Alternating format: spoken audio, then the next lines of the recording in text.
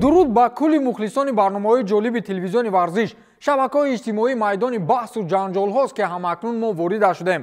Барномаро оғоз мекунем.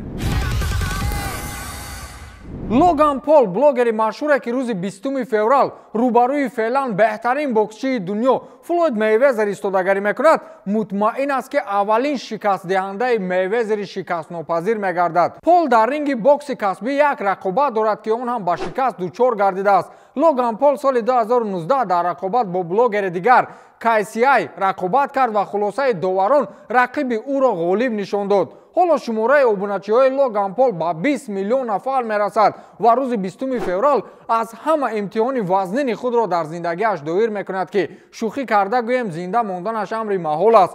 Хулас ӯ навиштааст ки ба ман фақат Флойдро шикаст додан лозим меояд. Агар ба чангам афтад, як зарба басанда аст ки Мейвезер рӯи фарши ринг хоб равад. Шумо маро мешиносед. Ман барои 8 дюйм дар боло ва барои 40 фунт хеле вазнинам, гуфтааст Логан Пол. маънои гапи ин блогер он аст ки ӯ барои пул Мейвезерро шояд пора кунад, вале бояд фаромӯшам накунад ки Мейвезер барои пул корҳое мекунад ки ба ақли 100 блогер рост намеояд. ӯ не ту ба чангаш афтодӣ. акнун аз рақобатҳои UFC ҳарф мезанем, чун моро яке аз машҳуртарин чорабинии ин ташкилоти размӣ дар пеш аст ва 23 ба 24 январ қарор аст Конор Макгрегор бо Дастин Порье ба қавле даст ба гиребон шаванд. аз чӣ бошад ки ман ба шикасти навбатии Конору ба ғолибияти Порье сахт эътимод дорам. трештоку, аммо Конор кафолати 100% дод ки ӯ Дастинро дар 60 сония ба қавле корашро тамом мекунад. Дастин бачаи хуб аст, рафтгари бад ҳам нест, аммо сатҳи рақобатҳои ӯ дар нисбати ман хело паст аст. ман ӯро дар 60 сония мекушам, навиштааст Конор Макгрегор. Конор қудрати ҳарифро дар 60 сония шикаст додан дорад, чун ӯ якбору дубор не балки 4 маротиба инро исбот кардааст. гуфти бобои ман зарбаи мушти чапаш як бабари даҳон туғрӣ гирад тамом. аммо ин Дастине нест ки ба қавле 100 сол пеш Конор зада буд. хулас идораҳои букмекерӣ ва размишиносони ҷаҳонӣ бештари овози худро ба Дастин медиҳанд. манам ба қавле бо онҳо куш. Эдгар Давидсро ёд доред? собиқ футболбози дастаҳои Ювентус, Аякс ва Интер ки бо ҳамон мӯи сари дарозу айнаки сафеди калону имиҷи ба худ хос хеле машҳур буд ва дар майдон низ беҳтарин бозиро нишон медод. хулас Эдгар Давидс карьераи мураббигии худро оғоз кард ва дар аввалин бозии шогирдонаш аз ҷониби довари майдон корди сурх гирифту аз майдон ронда шуд. оқибаташ ба хайр бошад, чун дар аввалин бозии худ Месси дар мунтахаби Аргентина ҳамагӣ 44 сония бозӣ карду корди сурх гирифта аз майдон рафт ва то ҳол дар ҳаққи чемпион шудан бо мунтахаб месӯзад. хулас Эдгар Давидс чанде пеш сармураббигии дастаи Оляненсеро аз дивизиони сеюми чемпионати Португалия ба ӯҳда гирифт ва дирӯз аввалин бозии худро доир кард ки ба тақдири шӯраш дар як нофаҳмӣ ба хархашаи футболбозон ҳамроҳ шуд ва довари майдон ба ӯ корди сурх доду аз майдон рондаш. ҳарчанд натиҷаи бозӣ 0-0 мусовӣ анҷом ёфт. ба иттилои The Telegraph, Эдгар аз мусоҳиба бо журналистон худдорӣ кардааст. ҳамаш майлаш, ба Эдгар ягон кас фаҳмонад ки бо айнак ҷанҷол кардан хуб нест. шумо медонед ки дар ба қавле шортлисти дастаи Ювентус барои пурқувват намудани даста дар миёни чанд бозингари пурқувват исми кӣ дарҷ ёфтааст? номи футболбози ӯзбекистонии дастаи Ҷеноа Элдор Шомуродов. Андреа Пирло дар симои ин бачаи ҳамсояи мо футболбози хуберо мебинад. Шомуродов то ба дастаи Ҷеноа гузаштан шарафи дастаи Ростовро ҳимоя мекард. гуфта мешавад ки туриниҳо мехоҳанд ӯро ба сифати иҷора ба даста биёранд ва ӯро ивазкунандаи Алваро Марата интихоб намоянд. ӯ аз як ҷиҳат арзанда ҳам ҳаст, чун баъди омаданаш аз дастаи Ростов ба Ҷеноа дар 2 муҳаллакаи 2 гол задааст ва як паси головар ҳам дорад. агар ӯ зур намешуд аз як дастаи Русия ба чемпионати Италия намерафт, чун аз дастаҳои русӣ ба Аврупо ками андаркам бозингаронро мебаранд. Криштиану Роналду ниҳоятан рекорди ҳамаро шикаст ва ҳоло дар дунё аз ҷиҳати бисёрголӣ португалӣ ба қавле лидер аст. то ҳол ба ҳеҷ касе муяссар нагардидааст ки то ба ҳадди Роналду дар рақобатҳои расмӣ гол зада бошад.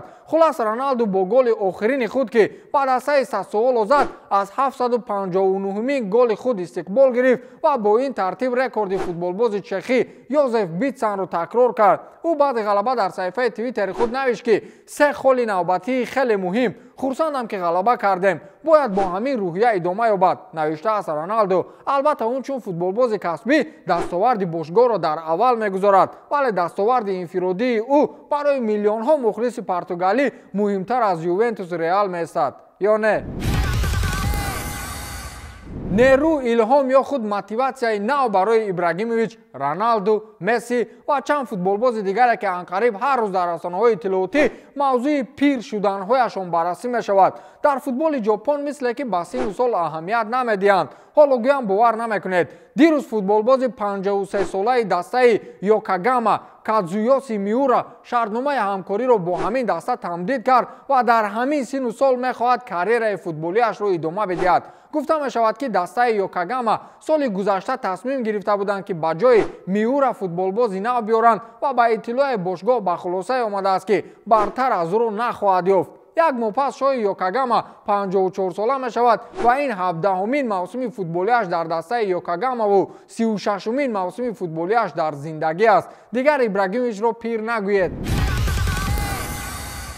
федератсияи байналмилалии таърих ва омори футбол Лионел Мессиро беҳтарин нимҳимоятгари ҳуҷумкор ё худ плеймейкер дар 10 соли охир эътироф кард ва ҳоло сартози радабандии беҳтарин плеймейкерон аз рӯи фарзияи ташкилоти мазкур аст. баъд аз Месси собиқ футболбози дигари дастаи Барселона Андрес Иньеста дар мавқеи дуюм эстад ва ҷои сеюм насиби нимҳимоятгари дастаи Реал Лука Модрич аст. дар даҳгонаи беҳтарини радабандии ташкилоти мазкур исми футболбозони дигар аз қабили Кевин Де Брюйне, Тони Крос, Эден Азар, Неймар, Месут Озил, Андреа Пирло ва Яя Туре дарҷ ёфтааст. он одаме ки шумо дар назар доред на кобеду дар ин рӯйхат нест. инҷо ҷои нимҳимоятгарони ҳуҷумкор аст, на ҷои ӯ.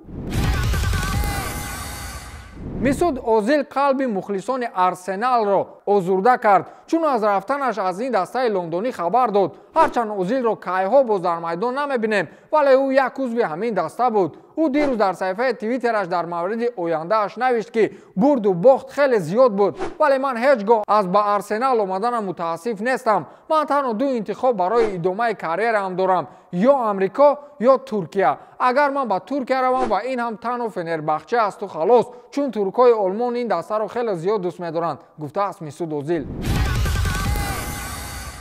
Роберт Левандовски беҳтарин футболбози соли 2020 дар мавриди ҳамкорӣ бо Юрген Клоп ҳарф зад ки як замоне якҷо дар Боруссия Дортмунд кор кардаанд. ӯ гуфтааст ки Юрген Клоп ҳамавақт моро ҳамчун инсон дар ҷои аввал мегузошт ва футбол барои ӯ дуюмдараҷа буд.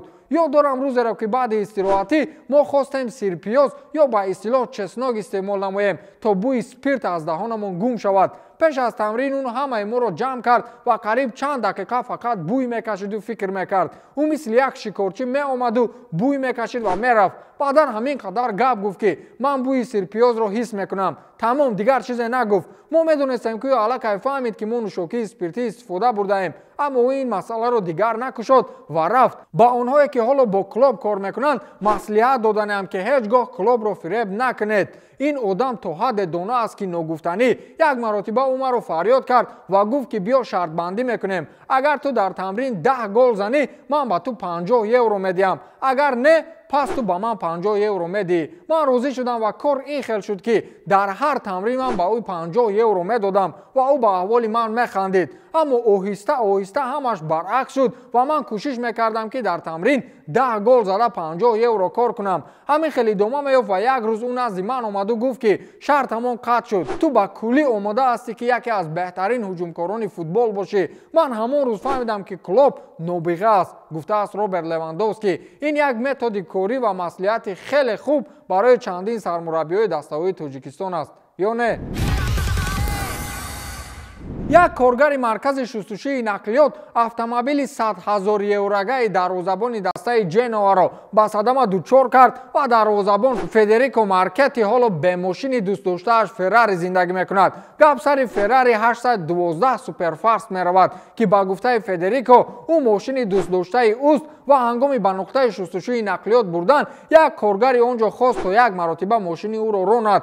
ӯ мошинро сахт меронд ва дар як гардиши хурд аз уҳдаи рондан набаромаду бо чанд мошини дар он ҷо буда бархурд анҷом дод. ҳамин тавр ба иттилои Corriere della Sera Феррари Федерико зиёни ҷиддӣ дидааст ва Федерикоро дар ин лаҳзаҳо фаҳмидан ва дастгирӣ кардан дар кор. мавзӯи дигар дар мавриди боз Месут Озил, вале ин навбат гумонам андешаи ӯ ба ҳар кас писанд намеояд. ман ҳоли ҳозир чизе мегӯям аз забони Озил аст ва ба ин маро муҷозот накунед. гап сари он аст ки Месут Озил андешаи худро дар мавриди он ки миёни Роналдову Месси ки беҳтарин футболбози сайёра аст баён кард. ӯ ба ин суоли баҳсбарангез чунин ҷавоб додааст: Месси исбот кардааст ки ӯ яке аз беҳтарин футболбозони чемпионати Испания аст ва ин баҳсталаб нест.